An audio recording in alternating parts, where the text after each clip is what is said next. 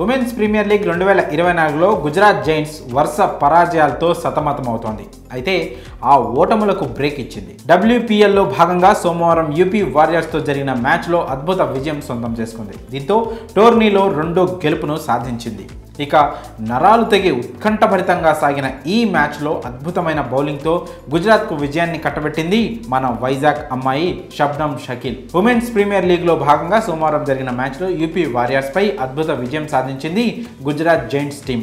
చివరి ఓవర్ వరకు నరాలు తెగే ఉత్కంఠగా సాగిన పోరులో గుజరాత్ జట్టు 8 పరుగుల తేడాతో విజయం సాధించింది. ఈ మ్యాచ్లో తొలుత బ్యాటింగ్ చేసిన గుజరాత్ టీం నిర్ణీత 20 ఓవర్లలో 8 వికెట్ల నష్టానికి 152 పరుగులు చేసింది. జట్టులో కెప్టెన్ బెత్ మూనీ 52 బంతుల్లో 10 4లు ఓ 6తో 74 రన్స్ చేసి అజేయంగా నిలిచింది.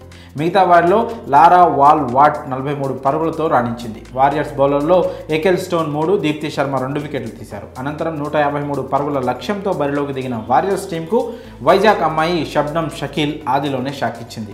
4 రన్స్కే 2 వికెట్లు కోల్పోయి ఓటమి వైపు సాగింది. కానీ అనూహ్యంగా చెలరేగిన ఆల్రౌండర్ దీప్తి శర్మ మెరుపు అర్ధ సెంచరీతో విజయంపై ఆశలు రేపింది.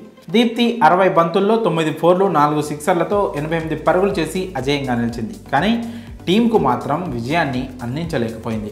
వారియర్స్ విజయానికి చివరి ఓవర్లో 26 పరుగులు అవసరం కాగా దీప్తి 2 సిక్సర్ల సహా 17 పరుగులు చేసింది. దీంతో నిర్ణీత 20 ఓవర్లలో 5 వికెట్ల నష్టానికి 144 పరుగులకే పరిమితమైంది. అద్భుతమైన బౌలింగ్తో అదరగొట్టిన షబ్నమ్ 4 ఓవర్లలో కేవలం 11 పరుగులు మాత్రమే ఇచ్చి 3 వికెట్లను తీసుకుంది.